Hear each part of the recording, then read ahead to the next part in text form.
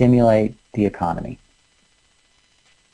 We're all familiar with stimulus packages that we see coming out of Washington, whereby through the Federal Reserve, essentially money is pumped into the economy. What happens is that as that money goes in, debt goes along with it.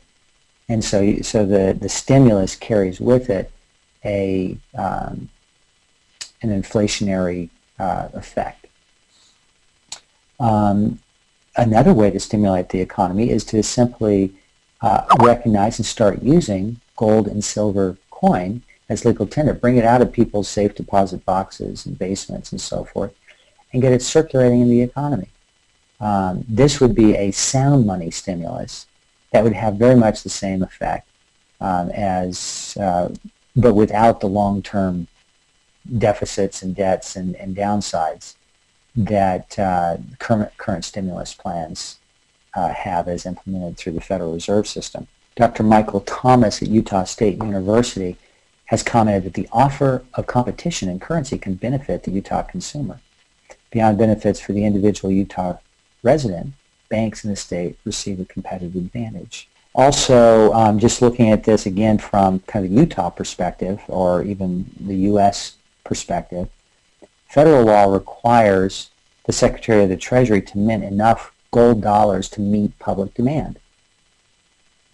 This is to be done, quote, by purchase from the natural deposits of the United States. Being mineral rich, Rocky Mountain states, such as Utah, stand to benefit from this statutory requirement as gold and silver is used as legal tender.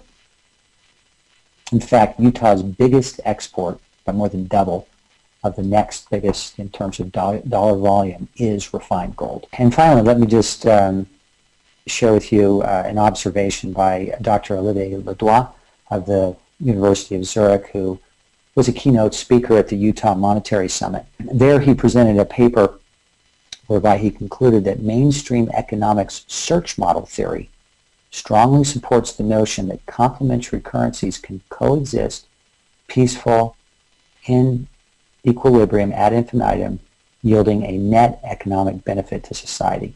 In other words, his research shows that having complementary currencies, in other words, monetary options available in the economy, actually benefits the economy as a whole.